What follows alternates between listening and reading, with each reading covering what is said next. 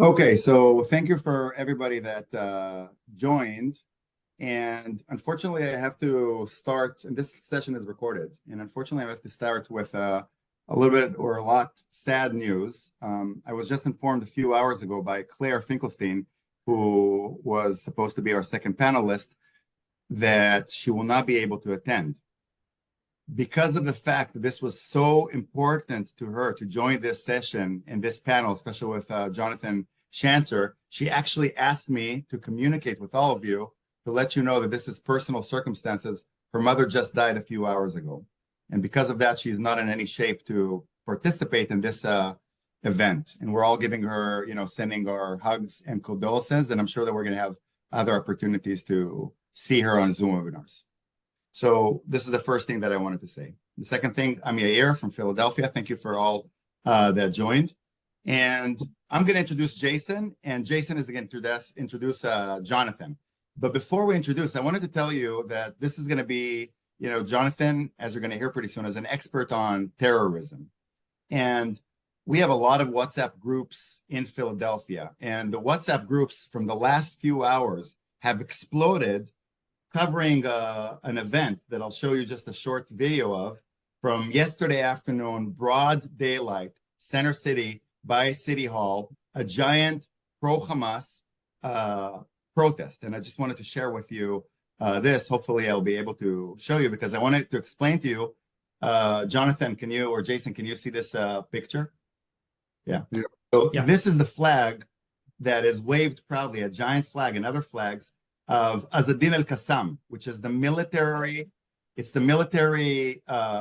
basically military arm of the Hamas. And this is yesterday, broad daylight, City Hall, Philadelphia.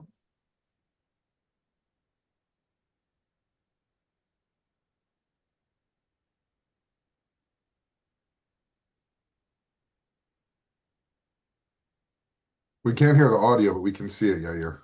What he's basically was saying, and I'll just, he's waving proudly this giant flag of the Hamas military, Al-Aqsa or Azadin al-Qassam, the terrorist organization, their military portion or arm, and they're screaming and yelling praise and love to Abu Ubaidah, who is the spokesman of the military arm of the Hamas, basically. And they're saying, rockets to Tel Aviv, and we will attack Tel Aviv. Broad daylight in Philadelphia.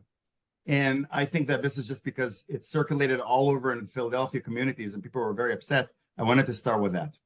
So next, I wanted to introduce to you Jason Holtzman. And Jason Holtzman is the director of the JCRC of the Jewish Federation of Greater Philadelphia. I didn't know Jason until 8 months ago or so, but since 8 months ago, the work that he has been doing, we have been becoming, closely working together, but also became very, very close friends. And most of the days or nights, we talk to each other on personal stuff about Israel. And the work that Jason has been doing in the last 8 months on bringing communities together, interfaith, Muslims, is just unbelievable. So I have the great pleasure of introducing Jason. And Jason, please go ahead. I'm going to mute myself. Thank you, Yair. It's a pleasure to be here with you. Thank you for the invitation. And thank you, Jonathan, for joining us. I'm going to introduce Jonathan Shanzer, and then we're going to officially kick this off.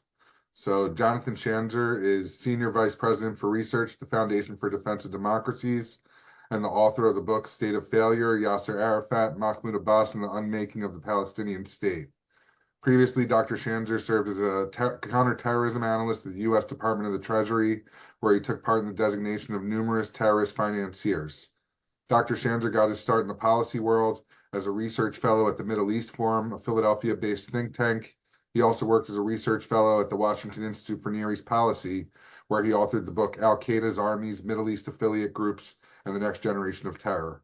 Dr. Shanzer holds a BA from Emory University, a master's degree from the Hebrew University of Jerusalem, and a doctorate from King's College London. He also studied Arabic at the American University in Cairo 2001. Dr. Shanzer publishes widely in the national press. He has testified previously before Congress, makes frequent appearances on television. He has traveled widely in Iraq, Yemen, Egypt, Morocco, Kuwait, Qatar, Turkey, Jordan, Israel, and the Palestinian territories. Dr. Shanzer speaks Arabic and Hebrew. And with that bio, I think we know that we have the right person here speaking to us tonight. Dr. Schanzer, since October 7th, our country has experienced a tremendous uptick in anti-Semitism and anti-Israel extremism. And we've been quite perplexed by a lot of the things we've been seeing since October 7th. I think back to October 8th in Rittenhouse Square at the rally that was taking place, the anti-Israel rally, seeing people on the 8th, less than 24 hours, while bodies were still being counted, body parts were still being picked up. Israel was still trying to figure out what was going to happen next. And they were marching down the streets calling for an intifada and screaming from the river to the sea. Since then, it's only gotten worse. It's turned from chanting into vandalizing Jewish businesses, Jewish houses of worship, Jewish institutions. We've seen encampments over the last few weeks or months on several local campuses, University of Pennsylvania, Drexel University, Swarthmore College, and Haverford College. And as Yair pointed out in his introductory remarks, we're now seeing a Hamas flag unfurled in front of City Hall and calls chanting for the bombing of Tel Aviv. It's things that I don't think any of us could have imagined this time last year. So it's a pleasure to have you here with us with your extensive background and research on this. It's also good for me to reconnect with you after such a long time. I used to bring you to campus when I was an undergrad.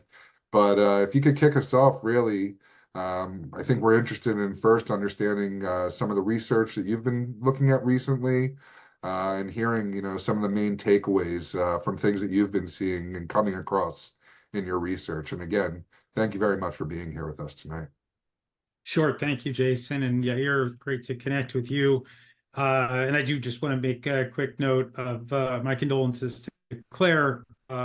She and I have been working closely together over the last couple of months, and I was very sad to hear about the passing of her mother.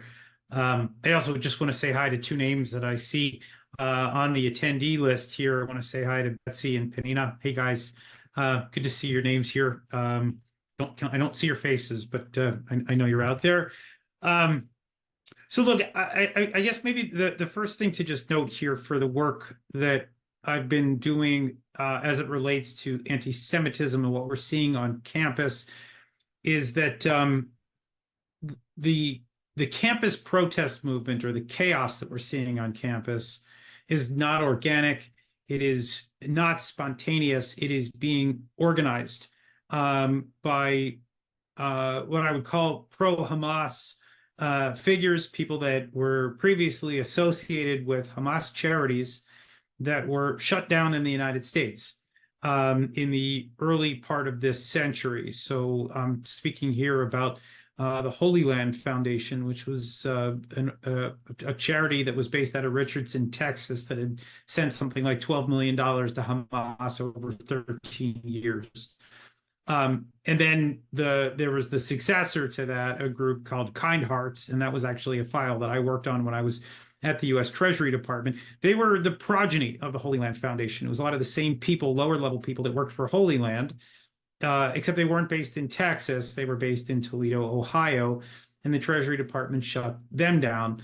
And then finally, there was another group called Islamic Association for Palestine. They were sued by the family of a young man named David Boym, who was killed in a Hamas shooting in the 1990s. These three charities have essentially merged into a new organization that has a remarkable track record of being on just about every campus where there has been violence and unrest and destruction of property. The organization is called AMP, American Muslims for Palestine. AMP is interesting because the founder and chairman of that group was actually the founder of the first SJP chapter in the early 2000s. You can Google him. His name is Hatem Bazian, B-A-Z-I-A-N. And what started with one chapter in Berkeley is now 250 by some counts. And it's remarkable for me because, first of all, they have this background of people that were, associated with these former charities that were shut down here by the federal government.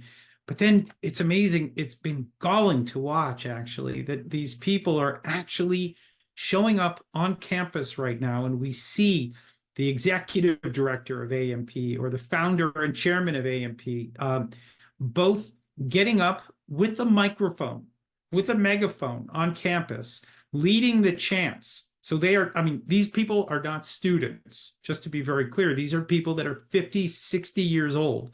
They have no business whatsoever being on campus.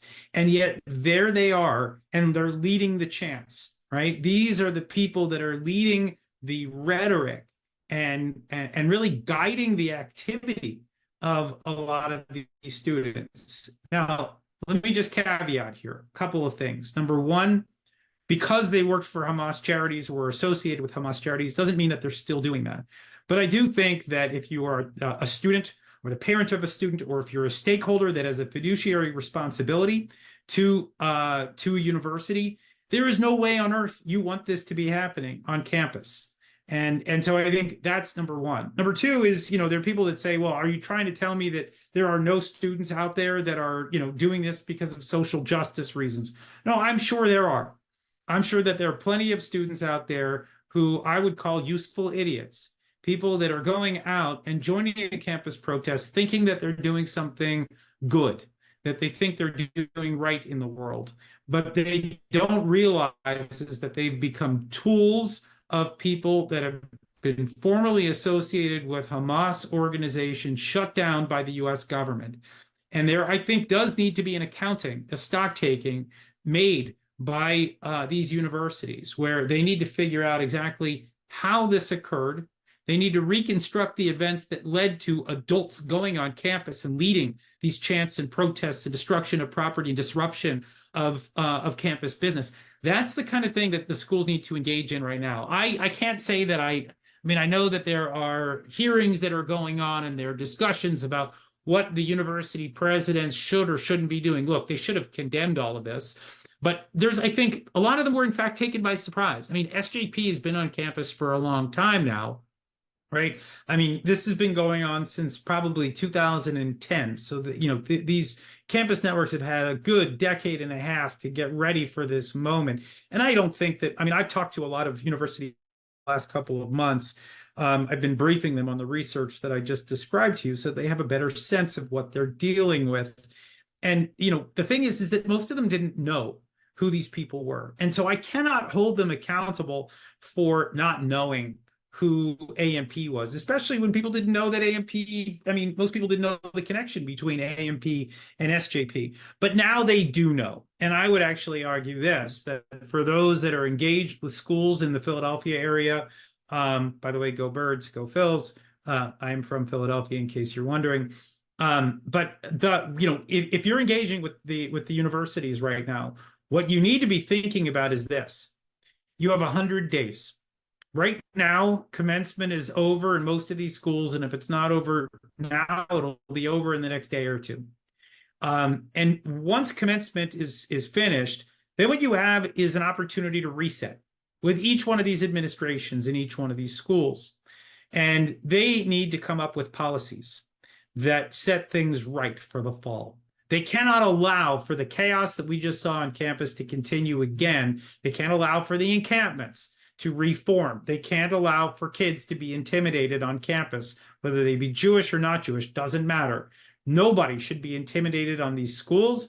No one should be threatened on campus. There should not be hate speech. There should not be violence. There should not be disruption of university business. And so right now is the opportunity to get in front of these schools.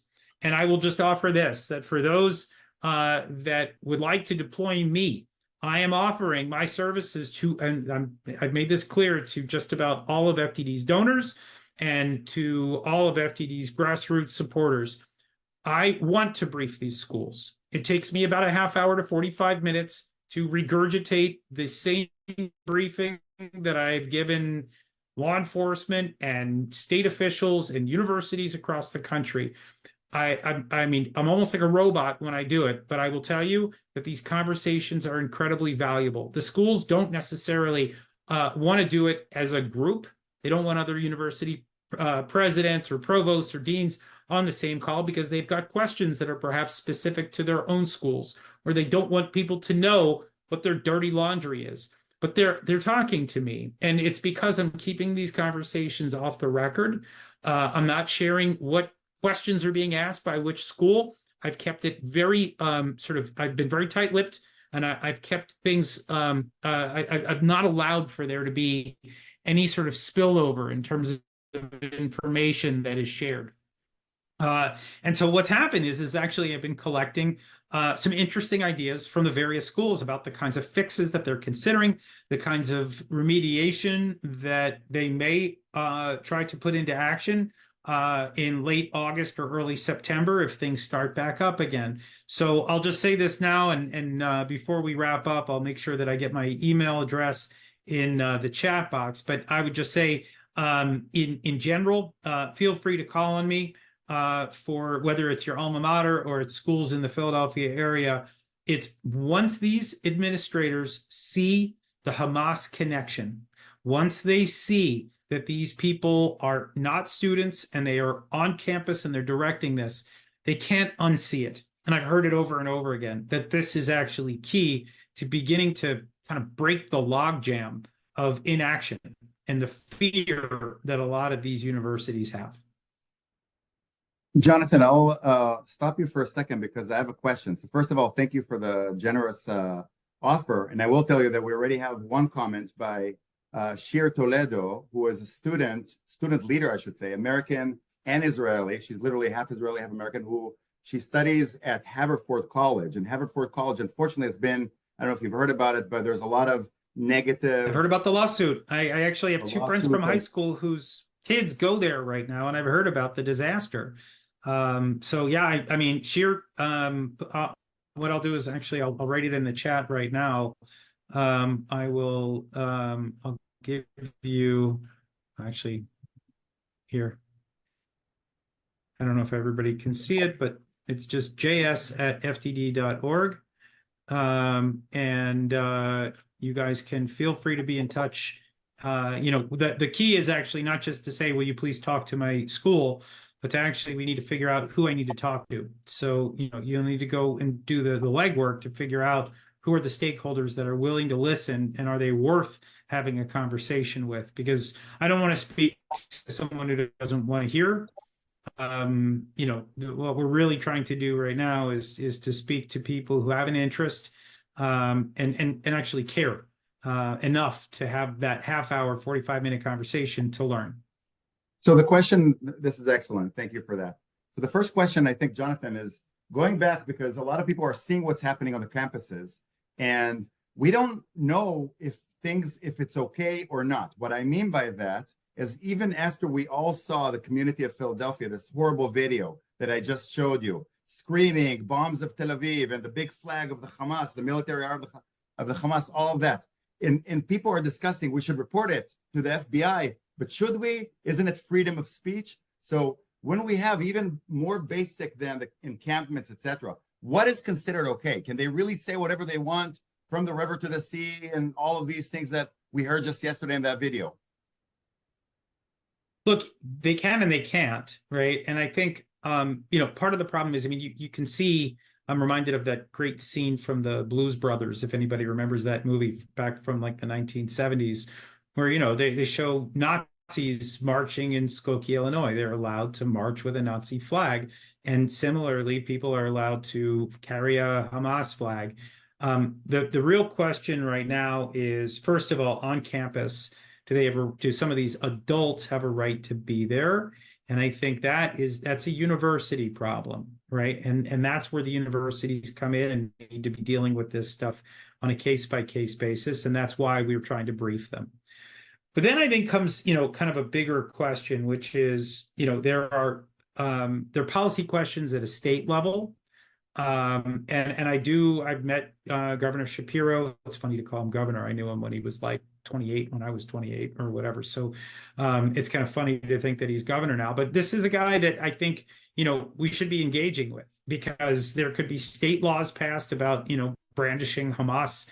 And by the way, it doesn't have to be specifically Hamas. It could be, the flags of any terrorist group in public spaces, right? Or at City Hall, right? There's all sorts of ordinances and regulations that can pass that could make it more difficult for, terror adjacent, let's say, people who are, who are fans of these terrorist groups. There are things that can be done to make their lives more difficult. And by the way, some of the states have also done some really interesting things. I mean, Florida has actually banned SJP and AMP from campus. Now they're going to get sued for it, and they're probably going to have to fight this at the Supreme Court in Florida. But you know what? I think it's great. I think that, look, I'm a big supporter of free speech. And so they may say, well, you're inhibiting free speech. Well, if that's the ruling, great. But you know what? I want this aired.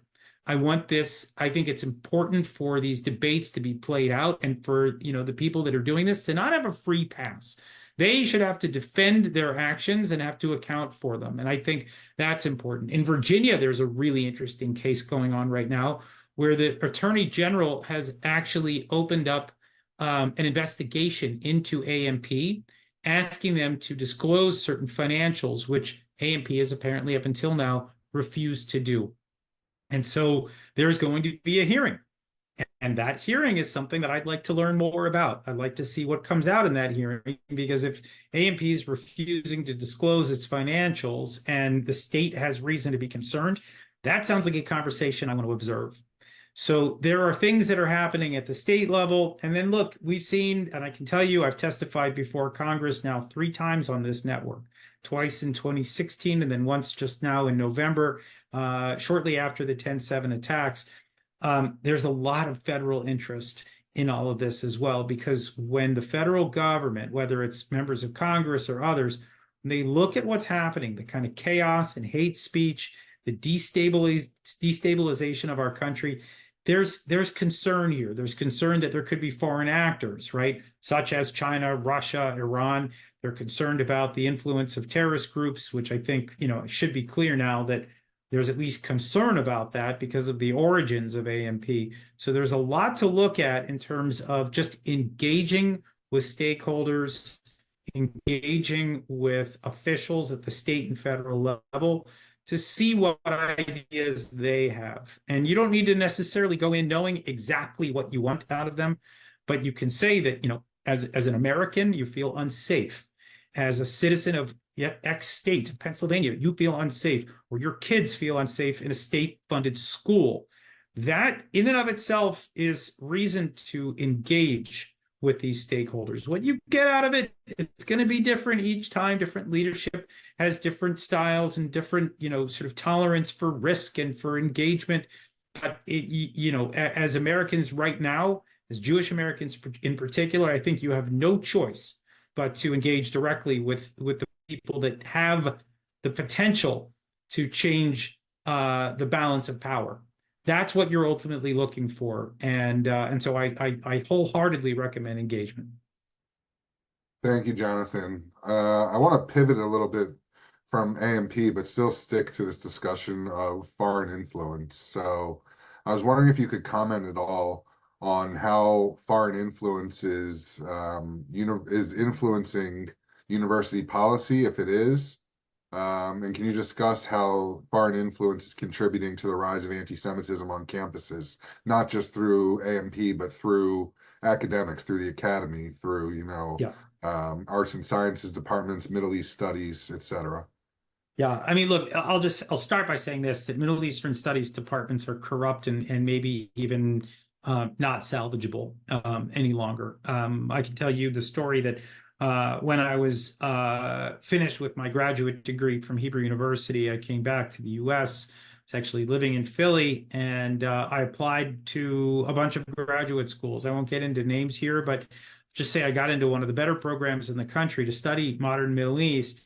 And when I went to meet with the person that was going to be my advisor if I were to go, I was told that my topic, the study of radical Islamic movements, violent jihadist movements in the Middle East, was not something that was suitable for the academy. And this was 2001, just before the 9/11 attacks. And I said, what would you have me study? And the response is that I should study Palestinian poetry or other things that would help promote the culture of the indigenous people of the Middle East, i.e., not Israel, right? And I was literally pushed out of that office and told that I was not going to study what I wanted to at that particular school. Now, the interesting postscript from that was, 9/11 happened 6 months later. And I called that professor and I said, do you still think that this is not something that I should study? I mean, we were just hit in the United States with a massive terrorist attack by one of the movements that I suggested that I study. And the response that I got was, you may have a point, but you're never going to make it here. And this is at one of the best schools in the country. And so I will say that the corruption within the Middle Eastern Studies Department is real. Part of it, I think, is a mistake made on the part of our community, that we have a lot of people that like to buy buildings and put their names on those buildings rather than buying the chairs, right? Actually endowing the chairs that would keep reasonable people as teachers, as the people that were shaping the minds of our children and grandchildren as they go to school. And so it was a big mistake, I think, and to that to that point, I think, we're now seeing the rise of Israel studies departments on schools across the country. Israel studies, in my view, is a ghetto. It's a place where Jews go when they cannot integrate into the Middle East more broadly because they're not comfortable with what's being taught, or they're not being taught what they want to learn. So they go to Israel studies. But here's the problem, folks. If you're going to try to go work for the State Department or the CIA, who do you think they want to have work for them? Someone who's studied the broader Middle East and know the history of all these countries and can speak Arabic? Or do they want someone who has studied a country of 10 million people who speak a language that is not really spoken anywhere other than Jerusalem and Brooklyn? Right? It's not tenable. And so I've been very, very frustrated. Actually, I worked on a project that looked at the failure of Middle Eastern studies in America with Daniel Pipes, who's, of course, a local think tanker in DC. That's where I had my first think tank job when I got out of graduate school. But look, the broader problem that we are seeing right now in terms of the university's inaction as it relates to anti-Semitism, I think we have to look right now at the foreign funding component of this, not because I think the universities are being told you have to be anti-Semitic because I gave you money. I don't think that's what's happening. I think that you have right now a bunch of people who are, they consider themselves to be progressive. I take issue with that word because I think it's more like regressive, but fine. That you have people that adhere to a certain ideology, and they don't, quite frankly, have a lot of warmth in their heart for Israel because of maybe the academic culture that they work in and that kind of environment that I've just described, where the teachers or the professors have just been indoctrinating students and making it a hostile place to learn for kids that don't adopt their worldview. But I think the administrators also, in many cases, have that same virus. And what's amazing is that if you're taking $1 million a year from the Qataris, or $2 million or $5 million a year, and we know some of the schools that have been, taking massive amounts of cash from the Qataris, who are, of course, supporters of Islamist causes like Hamas and the Taliban and Al Qaeda, and somehow it's okay for them to give money to our schools. Somehow they don't have to register as foreign agents when they take that money, and that's a problem that I think the Education Committee right now, Chairwoman Fox, is dealing with right now on Capitol Hill, and that's a good thing.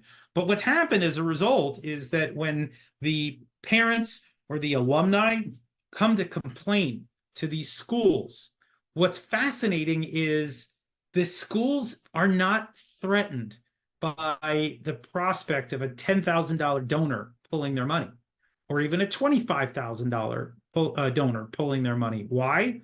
Because they're getting $1 million from Qatar. And so this entire sort of fabric of the university that I think it was the system that held for decades was that the donors and alumni to these schools, they were all treated with respect.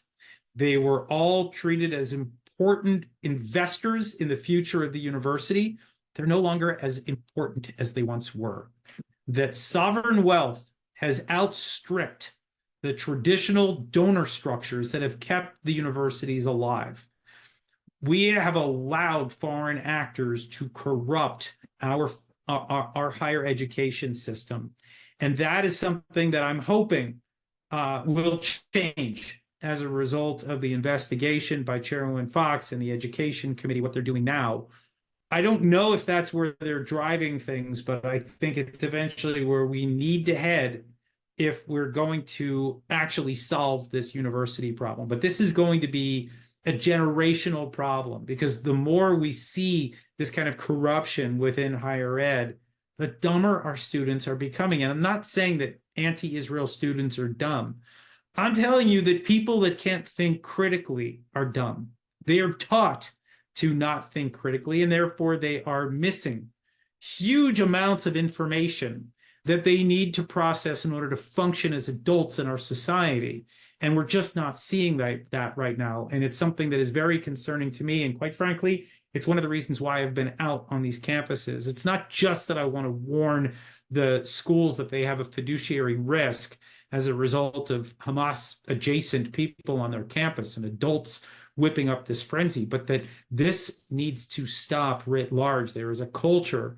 This should be a jarring moment for any school administrator to see this going on and to see the students and the faculty out there screaming about things of which they have very little idea.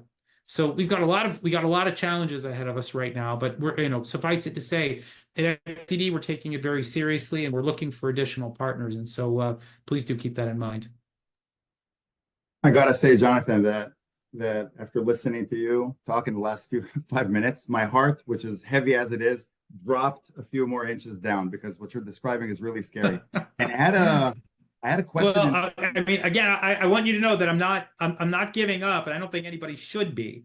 I think, you just need to be aware of what the challenges are, so that you can begin to tackle them, to be honest. If you can't identify the problem, then you're never going to solve it. So I would hope that maybe you walk away a little heartened that at least we know who the people are who are whipping up this frenzy on campus, and we know what kinds of things need to be changed.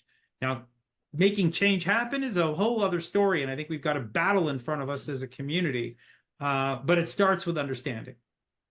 So I had a question that came actually from the audience, but before that, I have another question about what you just talked about, because you're mentioning what really kind of alarmed me is what you've been describing in the last few decades, that less and less Israelis, kind of like your personal story about going to the university, trying to get accepted to the Middle Eastern studies, and you see less and less of Israelis or people Jewish who are going to the Middle Eastern studies, and they're going to the Israel one. So there's more perhaps pro-Hamas and others who are actually going to the Middle Eastern studies. Does that impact in the last decade or 2 decades, or even now, the leadership or the specialists? Because eventually they're picked up, by the White House, by the Congress, by all these experts, FBI, CIA. They're picking these, cherry picking from, the best academic people. So is this a bias system against Israel?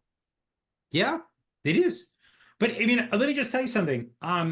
You could do what I did, which is, first of all, I went to another school and got a PhD somewhere else and got it in England. And, I basically, said, screw you to academia here in the United States. And I did what I still wanted to do. And there are still schools that you can go to abroad, and even some in the United States that will get you where you need to go if you want to stick to this really ugly profession that I've got myself in.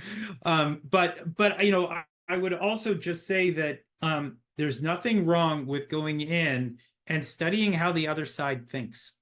There is, I think, a fear somehow among among people who are pro-Israel, who are Jewish, who are Zionist, or what have you, that they don't want to go and sit in these classes and deal with the BS that they're being fed.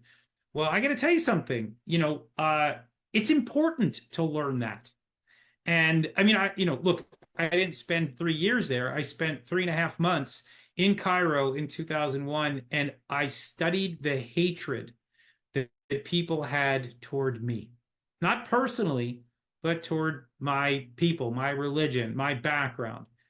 And I got to say, I don't think I've ever learned as much anywhere as I did in those few months that I spent in Cairo, because I subjected myself to horrific hatred. But you learn the depths of it. You learn how people speak about it. So, the idea that you don't like what you heard doesn't mean that you shouldn't study it. You just need to put those glasses on where you look at it through a certain lens every time you do it. And I got to say, it's not easy stuff. This is an ugly field that we're in. And if you think about it, it kind of makes sense. Israel's 10 million people in a sea of 1.8 billion Muslims who would rather these 10 million people not exist.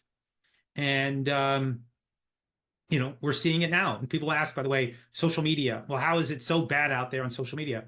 Numbers, right? You've got 1.8 billion people out there. Not all of them, of course, hate Israel, but even if 20% of them hate Israel, that is the entire population of the United States of America, right? That's 360 million people against whoever's tweeting in favor of Israel or posting things on Instagram. And I guarantee you it's not all 10 million Jews or 15 million Jews worldwide or 10 million Israelis. You're talking about a small subsection from the kind of pro-Israel camp. And even if it's a small subsection of the Muslim world, you can already see why Israel would be losing the social media battle. And that's where it comes down to understanding the other side and actually, education. It's about actually having a good handle on the narrative, who the enemy is, what they want, what they're fighting for, and actually knowing what our laws here in the U.S. Now, a lot of this is upside down right now. You can see our policies, I think, are really bending in the face of significant pressure, which is a whole other challenge that we're also trying to deal with here in Washington, which is sort of trying to, the Biden administration continues to sort of swing like a pendulum, pro-Israel policies and then anti-Israel policies, and then, supporting Israel's operation in Rafah after calling it possibly a war crime. We're all getting whiplash here. And so there's the other part of this, which is the civic duty of people that are looking to ensure sounder, safer, more stable policies. And that's a lot of what I do every day when I'm not working campus. Jonathan, I wanted to ask you another question and actually challenge something that you just said. You were talking about you brought the social media. This was one of the questions from the audience, Tali. You were mentioning that the reason, or one of the reasons that the social media is so much in favor of the Muslims is just the number of, ratio. We only have, 10 million Jews in Israel or so, and we're talking about more than 1 billion Muslims. So the ratio is so much higher. But just 2 days ago, we had a webinar with Guy Rolnick from Israel, who was kind of a famous news reporter, and he did a whole TV show about social media and what has happened. This is not just a matter of numbers. What happened on the day of the Hamas, October 7th, these people, these animals, these barbarian creatures, they went out, trained how to rape, how to murder, how to butcher while carrying the GoPro and broadcasting alive to cause a humongous, the biggest emotional trauma that any Israeli has ever experienced. Because at the beginning of the war, nobody knew what's going on. There was chaos. Nobody knew. So people were going to Facebook and Telegram and all of that, and they saw these horrible things. And that was just the beginning. It continued in a synchronized attack of social media by the Hamas, possibly other organizations, possible other countries, to basically make, instead of Israel being the victim, because we are the victim, to make Israel the aggressor as part of the social media digital terror war.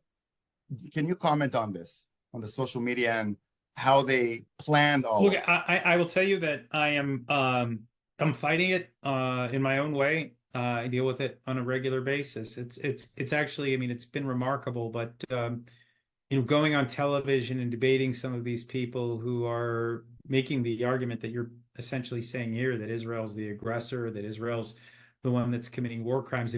Somehow the world doesn't see that Israel's actually fighting a war on 6 fronts right now.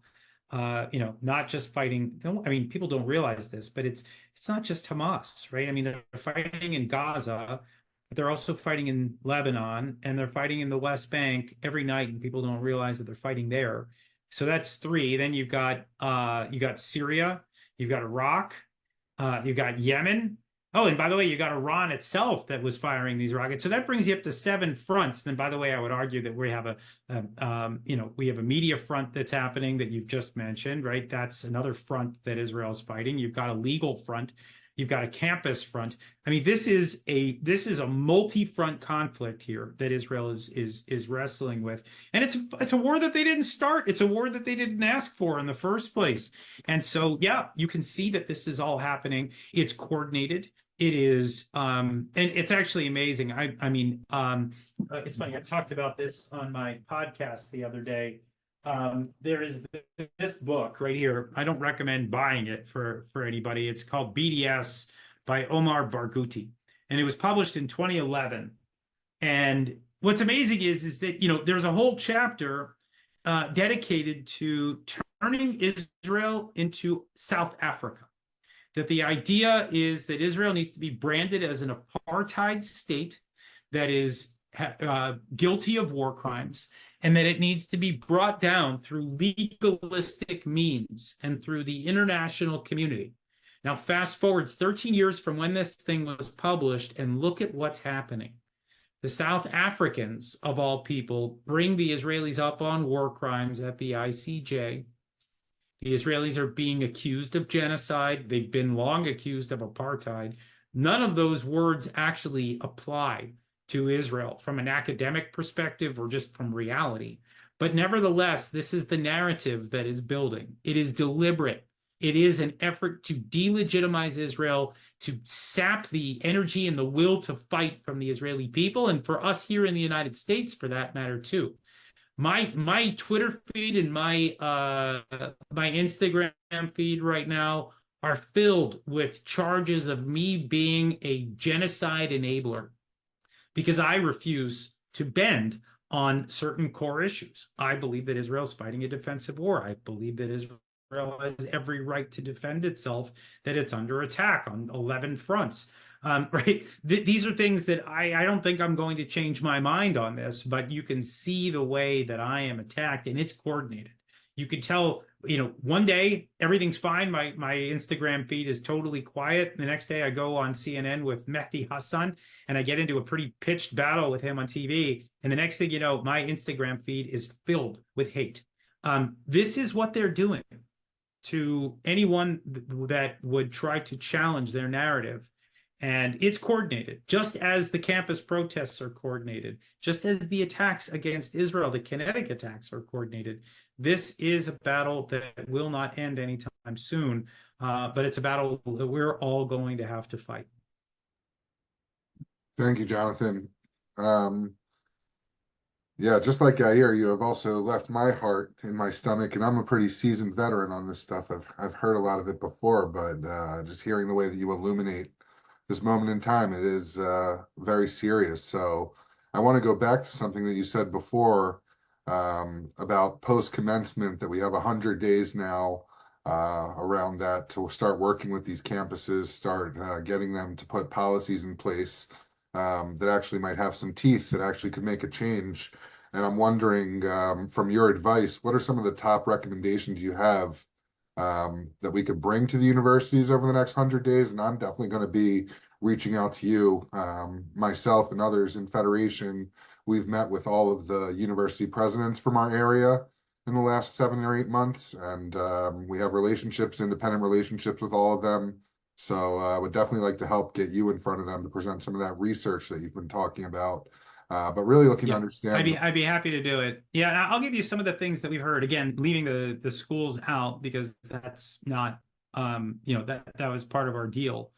But I've heard of people going out and trying to. And one of the ideas that's come up is is actually enlisting the help of a former like FBI official or somebody that's worked in the intelligence community to reconstruct how violence broke out on some of these campuses. So in other words, pay somebody to go back and look at the forensic evidence, to look at the photos, the videos, to try to understand who was there, who was in charge, how this all, deteriorated rapidly, and to actually create a narrative that would be officially adopted by the university, so that once you have that sort of recent history, right, then what you can begin to do is to think about, okay, when we saw these things happen, what were steps that could have been done right off the bat? So one thing would have been, for example, requiring ID for anybody to step foot on the quad, right? That would have actually prevented outside people from going in. Then if students want to exercise their right to free speech and talk about free Palestine or river to the sea or whatever that they want to say, they can, but they're not being driven or guided by outsiders, especially those that have, a past that might be troubling to stakeholders or to parents or to students themselves.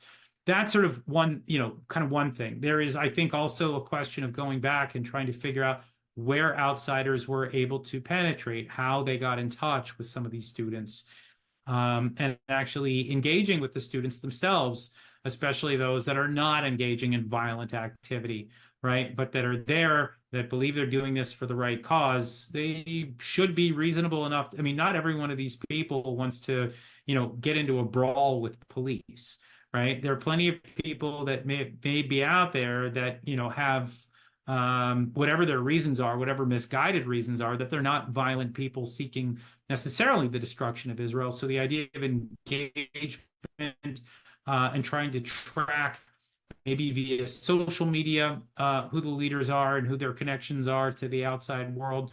There's a lot of that, and then there's just sort of the tactical things about, the enforcement of hate speech regulations, right? It looks like my internet's unstable, so sorry if I just broke up there for a minute. But looking for actual enforcement of hate speech regulations on campus is an important thing that people stopped doing. They just stopped caring about that as the protests went on. So there are lots of little things that can be done. There are bigger things. By the way, tracking the faculty that were engaging also, I think, could be important here for one simple reason. These people may be violating the terms of their employment with universities if they're doing these things on university time. If they're actually being paid to work and instead they're out on campus, that's a problem, right? So there's lots of different things that the schools are looking at, but it's actually about setting expectations and then enforcing them, whether it's through physical security, whether it's about employment, whether it's about the relationship between the school and the student.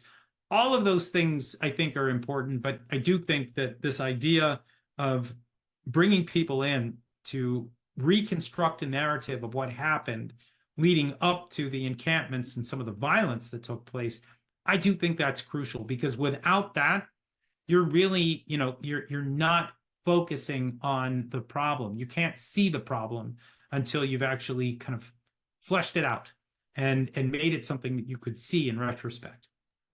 Yeah, and what you're saying makes a lot of sense. And I can tell you that in more than one of the conversations that we've had with our local leadership at universities, they've admitted to us that, several of the people who were arrested at some of these protests, especially early on, did not carry Pennsylvania IDs, were not students of those universities. They told us recently at one of the encampments that a lot of people there were not students. They also admitted to us that they had people on camera waving PFLP flags. So the universities are aware. One thing that we've felt, or that I've felt very frustrated about since before October 7th and even up until now, is how some of these faculty members, which you alluded to a little bit, some of these faculty members are able to rest under the banner of academic freedom.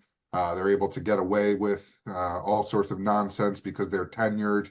How would you recommend dealing with tenured professors and dealing with universities that, sit back on the ideals of academic freedom, even though academic integrity is being violated?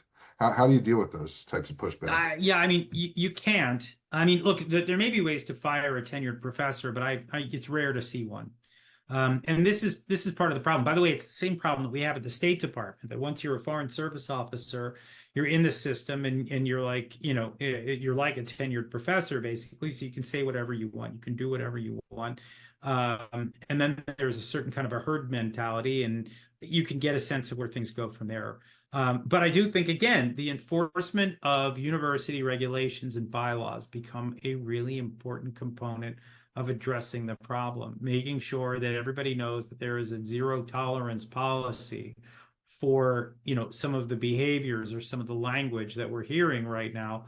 That will, if it's actually enforced, and that there are ramifications for failing to adhere to those policies, that becomes something that's a bit more powerful. And, I have to say, sadly, we're not seeing a lot of universities doing that right now. But again, now is that 100-day period that we enter into, that this moment provides us with, okay, we didn't do that before, and it was a mistake. You can see what happened, and we got hauled up before the education committee, and we got our wrists slapped, and the president got fired, or whatever, the fallout was. That's the kind of thing now, if you're engaging with your school, you got to say, look, this is coming back, right? Because it's not like this war is ending, in July. I doubt it highly. And I don't think it's ending in August or September. I have a feeling that this war could be several years running if things go the wrong way. And if that is the case, then the schools need to get their act together. And this stuff can't be tolerated. And so it's about engaging properly with students. It's about engaging properly with administration and professors, setting expectations and then enforcing them. And if it means, these poor schools, they have, these like 100 million, multi-$100 million endowments. Spend another couple of $100,000, bring in people that can help enforce safety. Do it now, or actually pay a price later, right? You're going to lose students. You can already see that there is a culture that is brewing here in the US where people are asking themselves, why am I spending $100,000 to send my kid to Penn when this kind of garbage happens on campus? And I will tell you that these schools are aware of it. They know it. And as afraid as they are to challenge the protesters, they're afraid of what it could mean to the school over time. If they allow this stuff to continue. So there is leverage right now, getting back to Yair's comment about, sort of feeling like your heart's sinking. Look, there's a lot of bad news, but there's still leverage out there for everyone to use if they want to use it. But I'm telling you, this is the moment for everybody to start to actually use their voice, whether that means making introductions to people who are willing to, mouth off to the administrations like I will, or engaging directly yourself. It's not about withholding money. It's about, sort of explaining the risk, right? Showing them the lawsuit brought by the Haverford students against the school. That's a headache that no school wants, right? And that's the stuff that I think, that needs to be highlighted more than anything else. It's not, I'm gonna stop sending my $500 a year. They really don't care. But they do know that if they're sued, then that's more money that they're losing, and it's not $500, right? It's $150,000 to $500,000 just to try to get the thing dismissed, and nobody wants that. Jonathan, I just wanted to say that in the meantime, throughout this last 50 minutes or so, we're getting messages of people who are so appreciative of your insights. It's really interesting. And I wanted to jump to two questions to kind of combine them from Janice and Maya. They were talking about, these are parents and of young kids who are maybe are teenagers or about to go to college. And we have in Philadelphia a group of about 250 people of activists who are taking action, writing letters, a lot of stuff. One of the things that we've discussed in addition to these webinars is to address the issue of what to do when you have young people, let's say college kids who were raised in a Zionist home, who are now going to college, and because of the social media, because of the pressure, because of whatever, they are becoming anti-Zionist. I'm sure that you have addressed this, or have you seen this with all of, suddenly their justice for Palestine and all of these things. The second question of Maya's, she has a personal question because her son is going to college in a couple of years, and now suddenly she's thinking about all these things that she never thought about before. Kids should go to Harvard, should go to Yale, to Columbia. But now, she's terrified of what's going to happen. What will be his experience when he goes to college? So these are the kind of combined questions about our teenagers or college students? Yeah, I mean, look, I wish I had answers for everyone right now about how to stop people from sort of getting infected with the, kind of anti-Zionist virus. What I would say is, at least for me, I went to Perelman, actually back then it was Schechter, and I learned a lot about the region. And actually what I ended up doing, it was really interesting, but my professor at Emory basically told me that I knew a lot about what was going on, but I only knew about it from one side. And he actually encouraged me to study the other side of the issue. So in other words, I knew the Israeli perspective. He wanted me to go back and learn it from the Palestinian perspective and from the Egyptian and the Jordanian perspectives. And that's ultimately what I ended up doing. And I have to say, there is reason now to consider exposing kids to that sooner rather than later, to have them read. And by the way, I've written 3 books on the Palestinians for a reason. I actually think that it's important for people to understand what the other side is doing, what the other side is saying. And it's not as dangerous as you think. In other words, I mean, you can understand why they want a Palestinian state. You can understand why they're upset with Israel, why they don't like Israel. It's okay, right? We didn't create this conflict. The conflict predates all of us here. Well, most of us probably, right? I was born right before the Yom Kippur War. I cannot be blamed for everything that has happened before or since. But what I can do is I can study it and I can analyze it, and I can come away feeling much more comfortable with the set of facts that I need in order to debate these issues, whether it's on campus, whether it's on TV, whether it's in a classroom. It is important to learn the other side and to not be afraid of the other side. By the way, that's what you can see it's what's happening in the universities right now. They don't want anybody learning the Israeli side. They're trying to keep it out. And eventually things will come back around where people are going to go, oh, wait a minute, there's this whole Zionist literature. What is going on here? Then you read it and go, oh, there's all this stuff that I didn't know, but wow, it makes, this will make your kid a better debater. It will make your kid better prepared for the garbage they're going to hear later. And it's important for them to read it. Now, I'm not saying they should read Edward Said at the age of 12, but I do think that they can start reading. I wrote a book called Gaza Conflict 2021. Okay. If you had your kids read that now, while they're in high school, they will actually see that what is going on during this war was the same stuff that was happening in the last war, right? That this is not new, that the tactics that are being used, whether it's being used in the media or being used by Hamas underground or above ground, the human shields, the way that the Qataris are involved or the Egyptians are, all of this stuff, it's being recycled. It's the same garbage. I mean, history repeats, right? And you can actually teach your kids some of these things so that by the time they get to school, they are at least not as shocked by this, or they're not as drawn in by it. It's sort of, to put it like in kind of another way, if you're afraid about your kid drinking, one of the best things you could do is, they tell you, is actually teach your kid that having a sip of wine on like at Shabbat dinner or whatever, a taste of your scotch, will actually demystify all of this and not make it seem so enticing and so dangerous, right?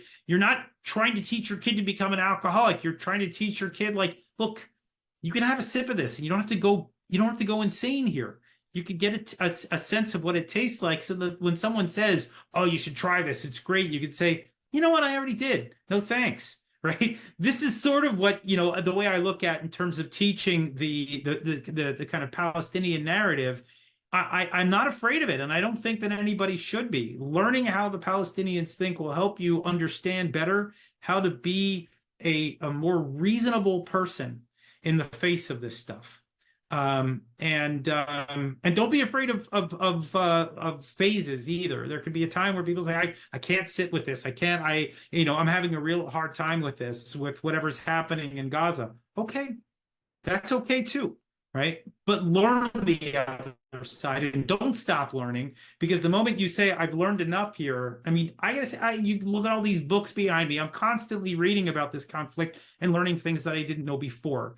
And the idea that today you know everything because you've got a phone in your hand, I think that's actually one of the most dangerous things that has occurred to this generation. They think that because they can Google something and get Wikipedia to give them an answer in 5 seconds, that somehow they know the complexities of a conflict that is probably the most messy thing that we'll probably see in a century.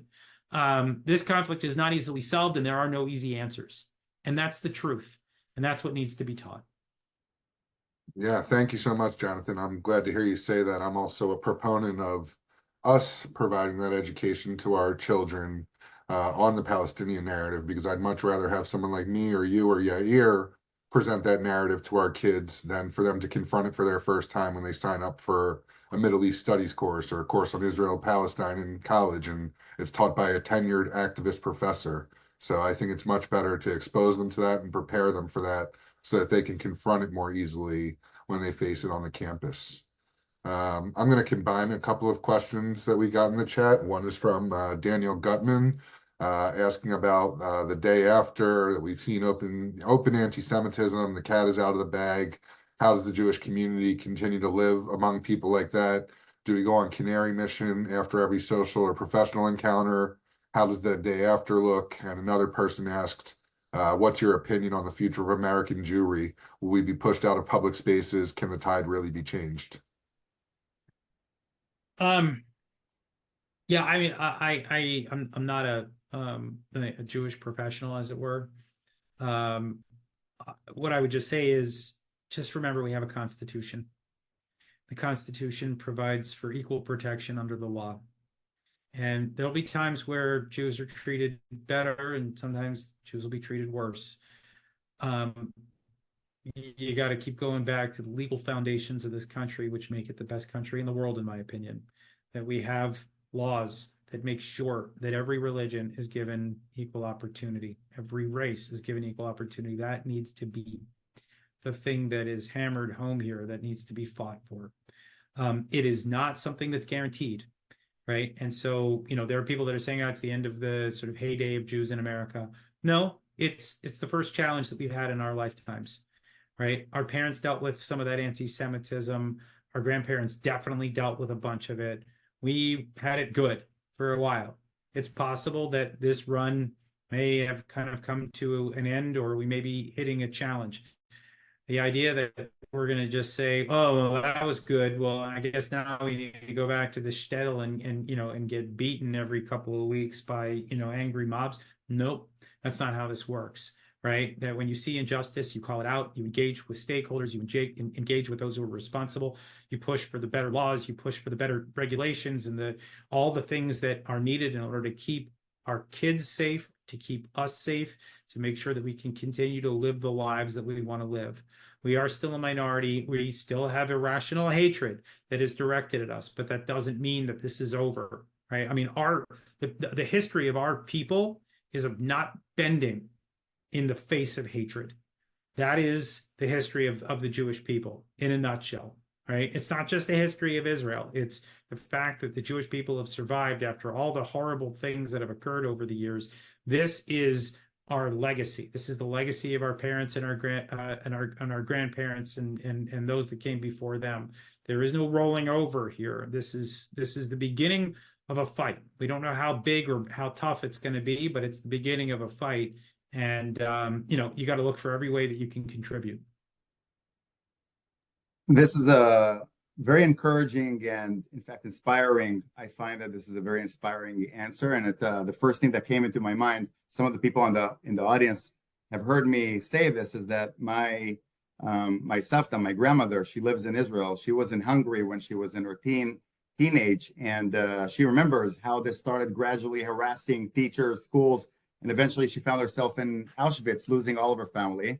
And yet she emerged. She was denied to go to Israel. She was a refugee all over the world. And now she lives in Israel. She built a family, prosperous career, and she had an amazing life. And, we're here to stay. We're not going anywhere, not in Israel and not in the United States. Jonathan, we're going to wrap up soon. And I want to ask you, first of all, before we wrap up, I wanted to send again my condolences on behalf of all three of us and everybody here to Claire, who unfortunately was not able to join today because her mother, she asked actually to share this message. Her mother died just in the last few hours. So condolences. And I wanted to thank you again, Jonathan, for joining us. This has been really inspiring and difficult to hear, but really powerful. And I'd like to end maybe with a question that somebody actually private chatted me. And I don't know how you're going to feel about answering this because it may be a little bit controversial. But you were mentioning in the last couple of minutes about how important it is to listen to everybody, not only think like people who we think this is right, this is wrong, we are right, but listen to other opinions. When I do this, for me, it's hard because I'm very supportive of Israel and we're supporting against anti-Semitism and we're arranging rallies and events. And next Sunday, actually, all those in Philadelphia are all welcome to join the big rally against, to bring the hostages back now and to support Israel, etc. But when we listen to people who think differently from us, either Jews or other people, even Arabs, some of them criticizes Israel's government directly by saying that, how can you all blame, the social media and everything when you see that Bibi Netanyahu, for example, is the man that for many, many years, and there's no doubt about it, has transferred large amounts of money through Qatar, through whatever, to the Hamas, many hundreds of millions of dollars. What can you say about this? What can you say about a government that includes people like Ben Gvir, who is basically an open, overt supporter, in the same way that I have a big flag on my wall? He has had a big flag of Baruch Goldstein, who was a despicable serial murderer that killed 30 Arabs, or other people like him. How can we make peace? How can we promote Israel wholeheartedly when we're dealing with this type of government? Look, first of all, I'm not Israeli. I've spent a lot of time in Israel, and I speak the language, but I never lived there. So I'm in no position to tell you what Israelis should or shouldn't do. It's not my job.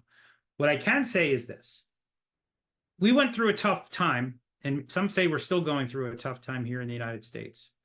Democracy is a messy business, man. You gotta stick to it for the long haul, right? If you didn't like, the Trump years, there were all these people that are saying they wanted to move to Canada because they couldn't stand the guy.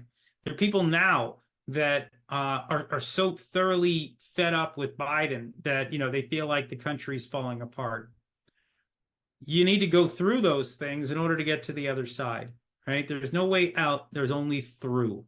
And that's the thing here. By the way, I will say that I believe that there is no place for people like Ben Gvir or Smotrich in a democracy, but yet there we have it. We see them right now, and it's a major problem. I think they do damage to Israel's credibility, and I think they do damage to Israel proper. I think actually they've hurt Israel more than they've helped. I think Netanyahu is responsible in large part for what happened on 10/7. Look, I don't blame him for the money that went in. That was actually, I think, brokered by the Mossad, by Yossi Cohen. I would actually probably blame him. It was a deal made where, in exchange for the Mossad being able to operate on Qatari soil, from what I understand, that led to the agreement whereby money was brought in. And of course, Bibi presided over it. But by the way, it happened during the Bennett years too, right? Where the policy makers were totally different, but the policy remained the same. But I will say, I think, Bibi needs to be held responsible, that he was the man who was sitting atop of the system when it failed, right? We know that there was an intelligence failure, that there was a military failure. And that, at the end of the day, that comes down to the prime minister, the guy that sits atop the system. And he should be held accountable. But you know what? It's not for me to say that elections need to take place tomorrow. Israel is working it out in its own way. In the meantime, there's one Jewish state in the world. There's one Israel. And you don't really have much of a choice but to support it while it goes through its challenges, just as we supported this country as it went through its challenges under Trump, or the challenges that we're dealing with now. Right? I don't love every policy that I saw under Trump. I don't love every policy that I see now under Biden. That doesn't mean I want to leave. It doesn't mean that I want this country sanctioned. It doesn't mean that I want to see this entire country go down because of it. I am actually committed to trying to make it better. And that is what I think people need to remember here, is that these are temporary processes. Don't let them become permanent. Don't let other people try to make your problems permanent. Democracies are fluid, messy things. We need to roll with them. We need to get through the rough patches and hopefully get through to the other side. I think the foundation of this country is strong. I think the foundation of Israel is strong, but we've got major headaches in front of us right now. Some that we're going to have to tackle together, and some that we'll have to tackle separately. And that's a big part of, quite frankly, of what I do, right? For my think tank at FTD, it's a big part of what we do is we look at those challenges that democracies face, and we try to help provide solutions. And with any luck, some of them will actually work. What can I say? Am Yisrael Chai. This is what comes to my mind. So, Toda Rabba, Jonathan, for this amazing evening. Toda Rabba, Jason, for joining. Sorry that we didn't get a chance to get to all of the questions, but we really appreciate all of your time. And this recording will be available as well. And perhaps when Claire is back, we can have another try to reschedule again, because I'm telling you, there's a lot of people who would like to hear both of your thoughts and insights. So, Toda Rabba, everybody, and Laila Tov. Thank you, Yair. Thank you, Jonathan.